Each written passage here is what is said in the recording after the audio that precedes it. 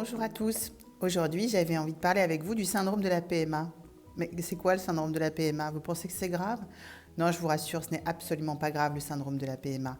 Le syndrome de la PMA, c'est ce qu'on ressent quand on est dans un parcours qui commence à être un peu long et difficile. C'est ce changement psychologique et émotionnel qu'on ressent et que 90% des femmes ressentent dans ces parcours.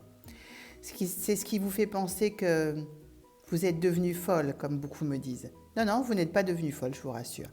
C'est juste un changement émotionnel, psychologique, qui va s'opérer dans la difficulté du parcours. Alors c'est quoi très exactement? Eh bien c'est de ça dont on va parler aujourd'hui.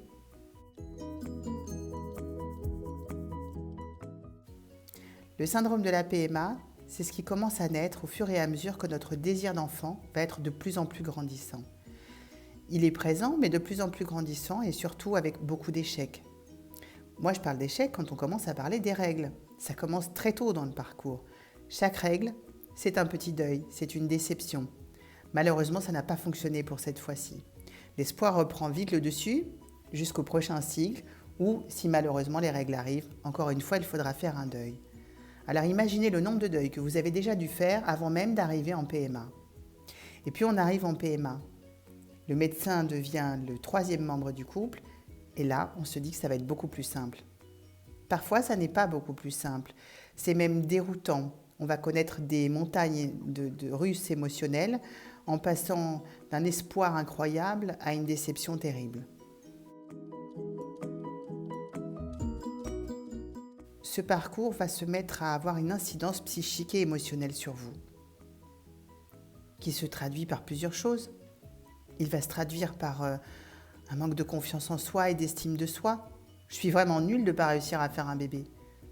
J'y arriverai jamais, de toute façon, j'ai jamais rien réussi.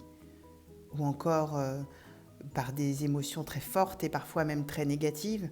La colère contre soi, de ne pas y arriver, contre les autres, eux d'y être arrivés. De la jalousie, on aimerait tellement être comme eux, on aimerait tellement obtenir ce qu'ils ont. De l'envie, de la honte. Ce ne sont pas des sentiments très positifs, me direz-vous, mais pour autant ils existent. Et j'allais vous dire, il est presque naturel de les ressentir. Quelle colère, quelle injustice est face à vous pour que cela ne fonctionne pas, vous qui y mettez tant d'énergie et tant d'envie. Mais j'allais vous dire, il y a d'autres émotions qui arrivent et qui sont, elles, un tout petit peu plus positives. Alors c'est intéressant aussi de les marquer. Une ténacité chevillée au corps, un espoir incroyable, une force de tempérament et de caractère pour chaque fois qu'on tombe, pouvoir se relever et continuer. Ce syndrome de la PMA est assez bouleversant puisqu'il fait se ressentir différent, quelqu'un d'autre, quelqu'un qu'on ne connaît pas et souvent qu'on n'aime pas. Ce n'est pas très agréable d'avoir cette espèce de dualité en nous entre j'adore mes amies mais je déteste qu'elles soient enceintes. Je suis triste qu'elle soit enceinte, mais je suis heureuse qu'elle soit enceinte.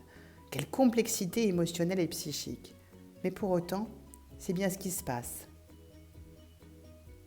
Alors, quand on a ces émotions et ces sentiments, que peut-on en faire?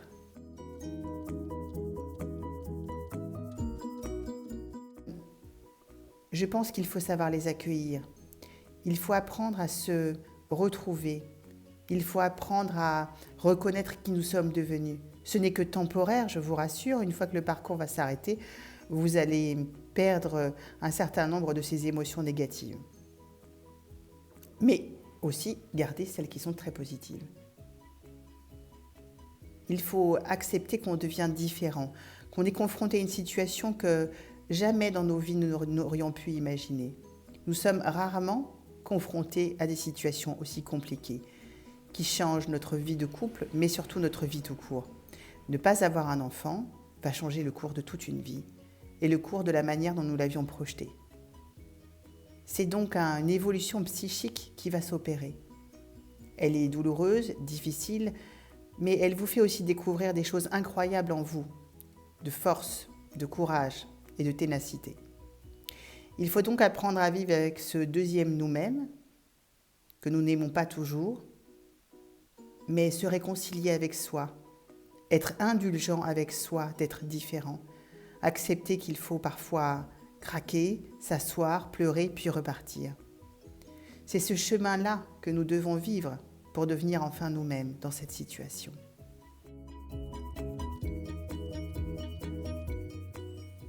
Alors, si vous avez toutes ces émotions, si vous ressentez de la colère, de la frustration, parfois même de la honte, de l'injustice, ne vous sentez pas hors norme. Vous êtes comme beaucoup de femmes dans ces parcours. C'est malheureusement une partie du chemin. Mais ne perdez pas espoir, accrochez-vous. Et par tous les moyens qui vous sont donnés, essayez de vous chouchouter, de vous occuper de vous aimer un peu plus et d'accepter que ne pas encore avoir réussi à avoir un enfant, ce n'est pas remettre en cause tout ce que vous êtes, intellectuellement, émotionnellement, humainement. Vous êtes quelqu'un de bien, même si vous n'avez pas encore réussi à avoir un enfant, et même si peut-être vous n'en aurez pas. Vous allez juste être quelqu'un de différent. Alors, j'espère que ces quelques informations et ces quelques mots vous auront aidé à y voir plus clair. Et bien évidemment, nous allons nous retrouver une prochaine fois pour aborder le sujet du syndrome de la PMA, mais du côté des hommes. À très bientôt.